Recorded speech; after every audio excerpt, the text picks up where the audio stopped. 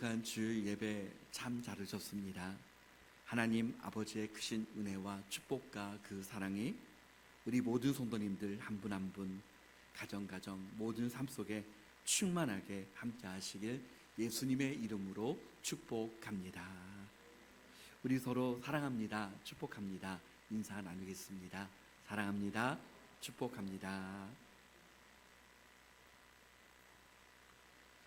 하나님의 말씀을 읽다 보면 어떤 말씀은 참 어렵고 또 어떤 말씀을 읽다 보면 처음에는 쉽게 다가오고 이해하기 쉬운 것 같은데 읽으면 읽을수록 어렵게 다가오는 말씀들이 있습니다. 그 중에 한 본문의 말씀을 택한다면 누가복음 15장 11절부터 32절까지의 말씀입니다. 오늘 본문의 말씀을 일반적으로 탕자의 비유다라고 그렇게 말을 합니다. 어떤 부자에게 두 아들이 있었습니다. 두 아들 중에 둘째 아들이 어느 날 아버지에게 아버지, 재산 중에서 내게 돌아올 분깃을 주소서라고 그렇게 간청을 합니다. 당돌하지 않습니까? 둘째 아들의 요청을 보면 아버지의 재산이 마치 자기 것인 듯 당당합니다. 당시 유대사회의 법에 의하면 장자에게는 더 많은 것을 주고 그 밑에 동생은 재산의 3분의 1을 준다고 합니다. 3분의 1이라 할지라도 부자 아버지의 그 재산 중에 많은 부분입니다. 요즘은 자녀들이 달라고 해도 쉽게 주는 부모님은 잘 안 계신다고 합니다. 이와 같은 상황은 없겠지만 부모의 입장에서는 신중하게 결정을 할 수밖에 없습니다. 당시의 문화로 보아도 탕자와 같은 행동은 잘 이해할 수 없는 행동입니다. 아버지가 살아계심에도 유산을 달라고 하는 이 행동은 너무나도 막무가내입니다. 그럼에도 당시의 이 부자는 심사숙고하고 고민하고 생각하는 가운데 자신에게 있는 재산은 다 자녀의 것이라고 생각했기 때문에 둘째 아들의 요청대로 재산을 떼어서 줍니다. 둘째 아들이 아버지의 재산을 받자마자 며칠 동안 멀리 떠날 준비를 하면서 드디어 재산을 모아가지고 멀리 떠나버렸습니다. 지금으로 말한다면 이민을 간 것입니다. 아마 이 부자의 둘째 아들은 아버지와 같이 있다고 하는 사실이 자기의 자유에 대한 구속으로 느꼈을 것입니다. 그래서 재산을 받자마자 서둘러서 자유를 찾아서 먼 나라로 떠나간 것입니다. 그런데 문제는 무엇입니까? 둘째 아들이 그 재산을 가지고 이민간 그 나라에서 허랑방탕하여라고 그렇게 말씀합니다. 허랑방탕하여서 그 재산을 낭비하였다라고 성경은 말하고 있습니다. 돈이 얼마 남지 않았는데 거기다가 설상가상으로 그 땅에 기근이 들었습니다. 조금 남았던 것도 다 없어지고 14절 말씀에 보면 그가 비로소 궁핍한지라라고 말씀합니다. 어려움을 당할 때 여러분 사람들의 그 비정함을 더 느낄 수가 있습니다. 나를 떠나는 그 수많은 사람들을 볼 수 있습니다. 얼마나 힘들었으면 이 둘째 아들이 선택한 일이 이방 땅에서 돼지를 치는 일을 했습니다. 요즘 같으면 여러분 귀하고 천한 일이 어디 있겠습니까? 모든 일들이 다 귀하다라고 느껴지지 않습니까? 그런데 당시에는 특별히 탕자가 있었던 그 낯선 땅에는 돼지를 치는 일이 흔한 일이었고 또 돼지를 치는 일은 그 나라에서 사람들이 볼 때에 가장 천하게 여기는 일이었습니다. 그곳에서 그 일을 하면서 돼지 지엄 열매로 배를 채우고자 했지만 그것마저도 풍족하게 주는 이가 없었습니다. 굶주리면서 아마도 그와 같은 생활을 하면서 아버지와 함께하던 그때가 가장 행복한 때였다라고 하는 사실을 깨닫게 되었습니다. 17절 말씀에 보면 탕자가 깨닫습니다. 우리 다 같이 한번 17절을 읽어보겠습니다. 시작. 이에 스스로 돌이켜 이르되 내 아버지에게는 양식이 풍족한 품꾼이 얼마나 많은가. 나는 여기서 줄여 죽는구나. 아멘. 내 아버지의 집에서는 품꾼이라도 풍족한 일꾼들이었는데 나는 여기서 줄여 죽는구나. 본문의 말씀이 비유의 말씀이라면 아버지는 누구를 가리키고 있습니까? 하나님 아버지를 가리킵니다.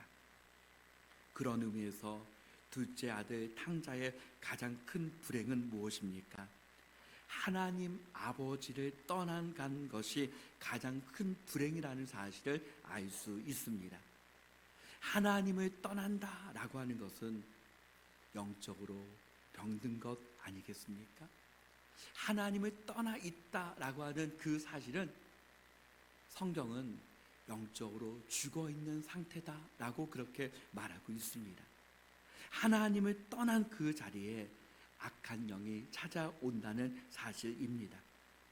예수님은 요한복음 10장 10절 말씀을 통해서 도둑이 오는 것은 도둑질하고 죽이고 멸망시키려는 것뿐이요 내가 온 것은 양으로 생명을 얻게 하고 더 풍성히 얻게 하려는 것이라. 예수님 안에 거하는 것 그 자체가 생명이요 예수님 안에 거하는 것 그 자체가 행복이요 예수님 안에 거하는 그 자체가 축복인 줄 믿습니다. 둘째 아들 탕자와 같이 하나님을 떠나 있을 때에 말씀을 통해서 우리가 알 수 있는 것은 무엇입니까? 마귀가 왕노릇합니다. 여러분 탕자뿐이겠습니까? 사울이 하나님과 멀어졌을 때 악한 영이 그를 부렸다라고 성경은 말하고 있습니다. 하나님을 떠난 그 자리에 악한 영이 그 자리를 차지하게 되는 것입니다. 그러므로 세상에서 제일 불행한 사람은 누구입니까? 하나님을 떠난 사람이 가장 큰 불행한 사람입니다. 그래서 예수님은 예수님 안에 힘써 거할 것을 말씀합니다. 요한복음 15장 4절 말씀을 우리 다 같이 한번 읽어보겠습니다. 내 안에 거하라 나도 너희 안에 거하리라.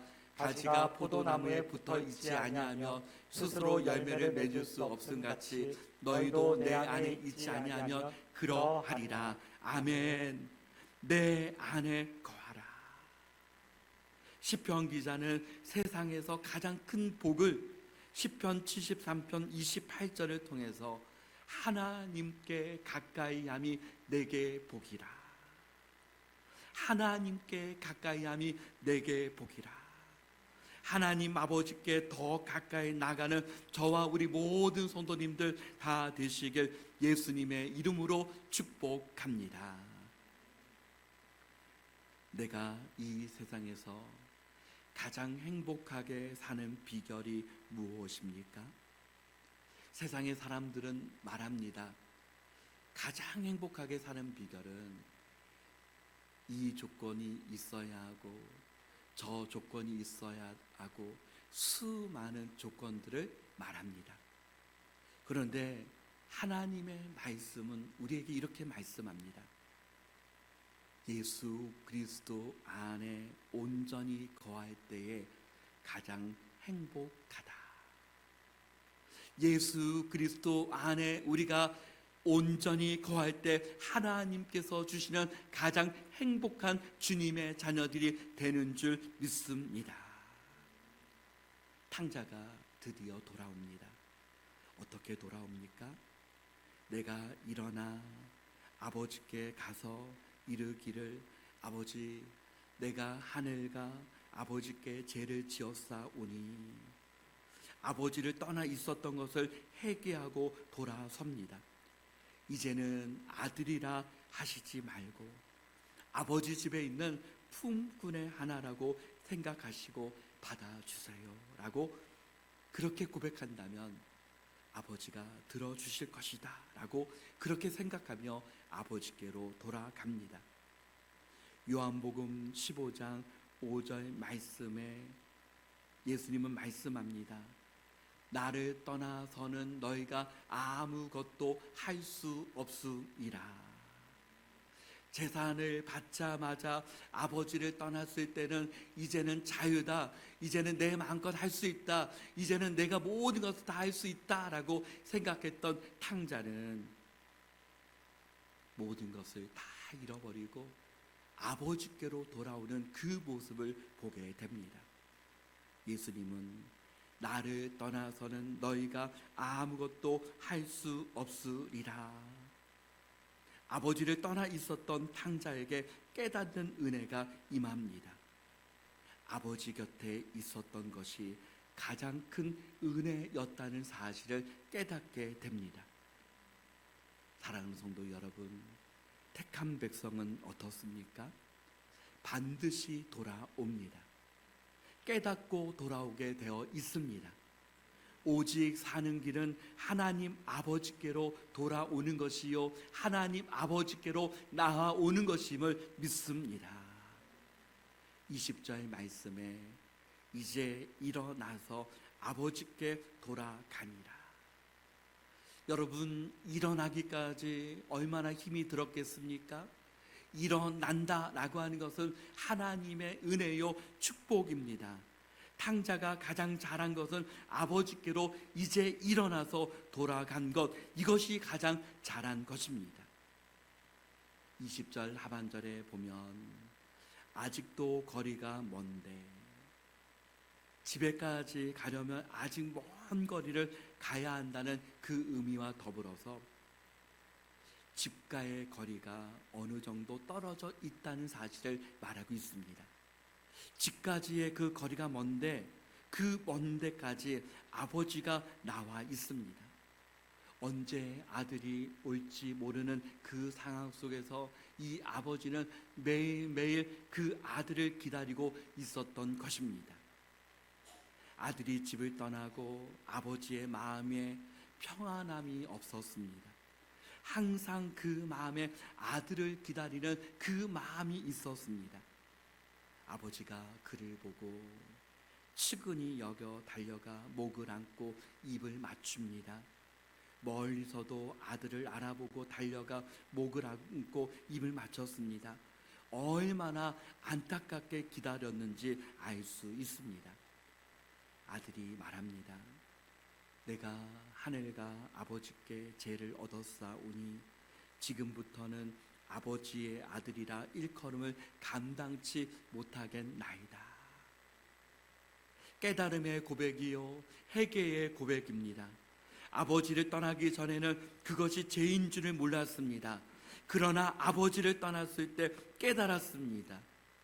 사랑하는 성도 여러분, 생각이 바뀌어지고 깨달아지고 돌아서는 것, 이것이 은혜요 축복인 줄 믿습니다. 아버지는 종들에게 말합니다.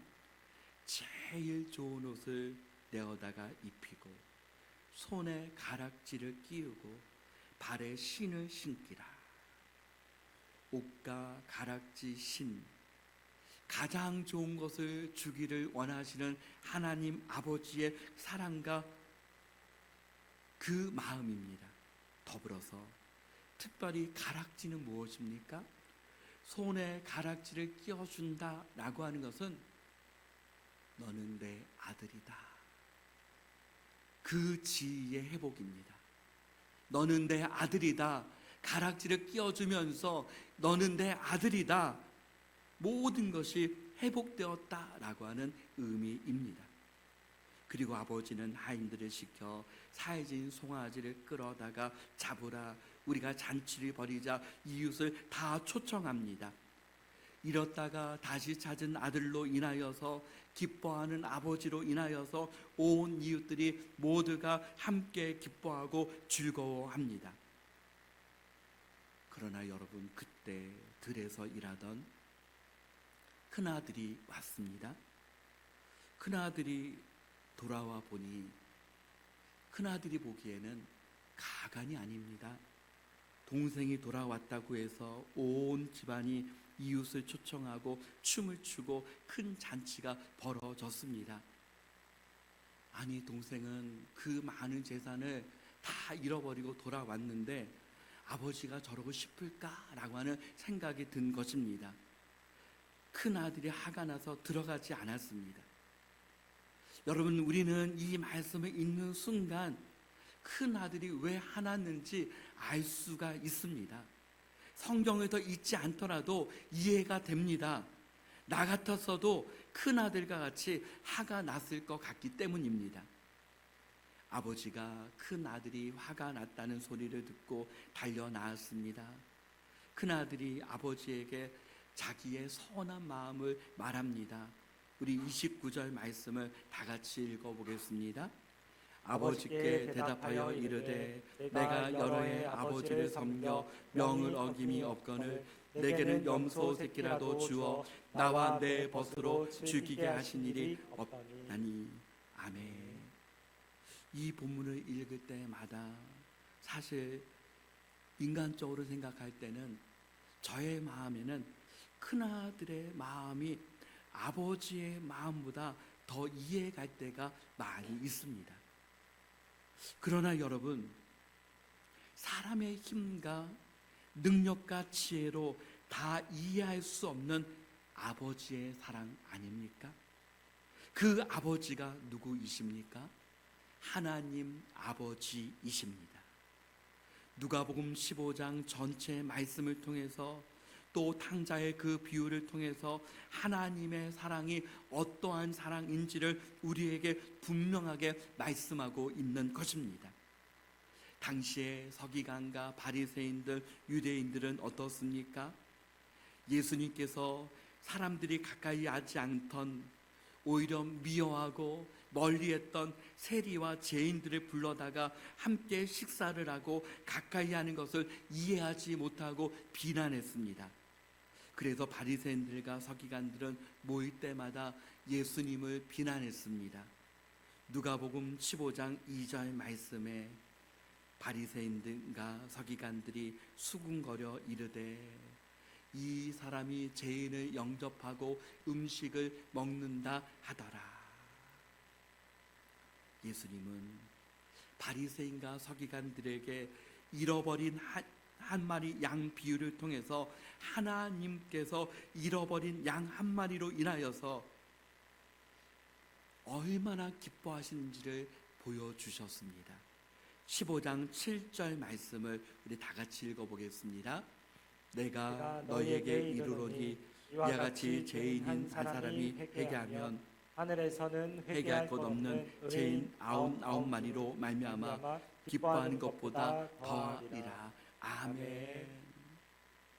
여러분, 잔치집에 초대된 그 모든 이웃들이 바로 모든 천사가 함께 기뻐한 것 같은 그 기쁨을 우리에게 보여주는 것 아니겠습니까?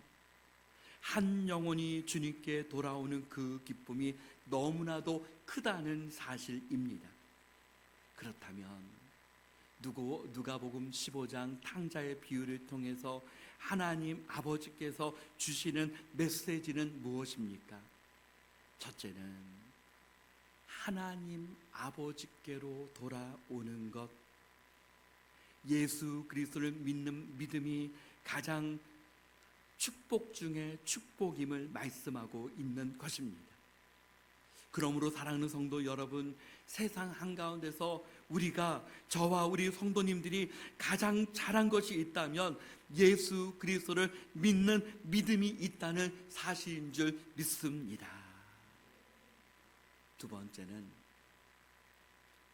하나님 아버지의 마음을 주님의 몸된 교회와 성도들이 품어야 한다는 것입니다. 누가 보아도 하나님 아버지의 사랑과 그 마음은 세상의 가치관으로는 이해할 수 없는 사랑이요 마음입니다. 그러나 그 마음은 너무나도 크신 사랑이요, 너무나도 위대한 사랑이요, 독생자 예수 그리스도를 보내시기까지 사랑하신 그 사랑이기에 주님의 몸된 교회와 우리 모든 성도님들이 하나님 아버지의 마음을 가지고 세상을 향하여 두 손을 활짝 펴고 아버지의 사랑을 전해야 할 줄 믿습니다. 제가 어렸을 때는 한 번씩 성경학교에 다녔던 적이 있지만 정말 예수님을 본격적으로 믿기 시작했었을 때가 중학교 2학년 때였습니다. 그런데 여러분, 제가 예수님을 정말 믿기 시작했을 때에 누군가가 나를 전도해서가 아닙니다. 제 마음 가운데 늘 교회에 가고 싶다. 누군가가 나를 보고 있는 것 같은데 교회에 가고 싶다라고 하는 마음이 늘 마음 가운데 있었습니다. 그런데 매일 학교에 오고 가던 그 친구가 교회에 다니는데 저를 보고 한 번도 교회에 다니자, 병선아 나랑 함께 교회 다니지 않을래? 이렇게 말해주지를 않는 것입니다. 그래서 어느 날 제가 집에 돌아오는 길에 그 친구에게 말했습니다. 나를 교회에 데려다 줄래? 나를 교회에다 데려다 달라라고 그 친구에게 제가 먼저 이야기했습니다. 그래서 그 주 제가 교회에 다닌 다음부터 지금까지 주일 예배를 한 번도 빠진 적이 없습니다. 사랑하는 성도 여러분, 누군가는 여러분이 함께 나랑 같이 교회 같이 다니지 않을래? 라고 하는 이 말 한마디를 기다리고 있다는 것입니다. 여러분, 이 시대에 얼마나 전도하기가 힘이 듭니까? 그런데 여러분, 누군가는 나를 예수 그리스도께 인도해 주기를 바라며 간절하게 바라는 그 한 영혼이 있다는 사실을 기억하시기를 바랍니다. 하나님 아버지의 그 크신 사랑으로 다른 사람을 사랑한다라고 하는 것은 엄청난 일이 아닙니다. 나의 입술을 열어서 나와 함께 교회에 같이 가지 않을래? 나와 함께 예수님을 믿지 않을래? 라고 하는 그 한마디만으로도 하나님께서 예비하시고 하나님께서 택하신 그 영혼이 주님께 돌아오는 역사가 임할 줄 믿습니다.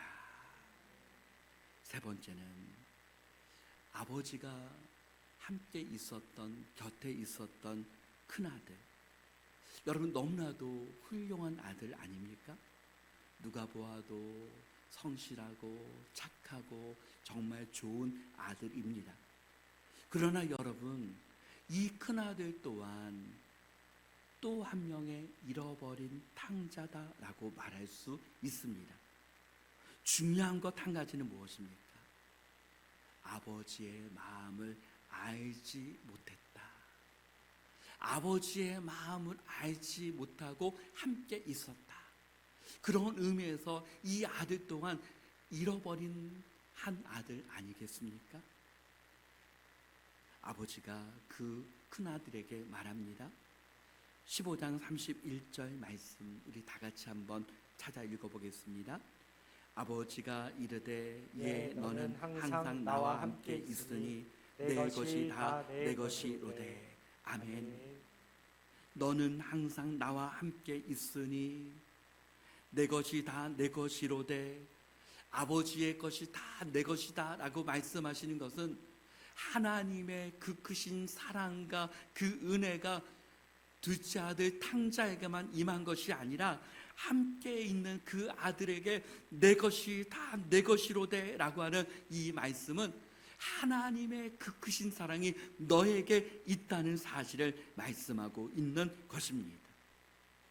사랑하는 성도 여러분, 하나님 아버지의 마음을 우리가 다 알지 못하기에 때로는 하나님 아버지의 자녀로서의 그 권세를 우리가 다 누리지 못하는 것 아니겠습니까? 하나님 아버지의 그 마음을 다 알아 자녀로서의 그 건세를 세상 한가운데서도 마음껏 누리는 하나님의 자녀들 다 되시길 예수 그리스도의 이름으로 축복합니다. 아멘.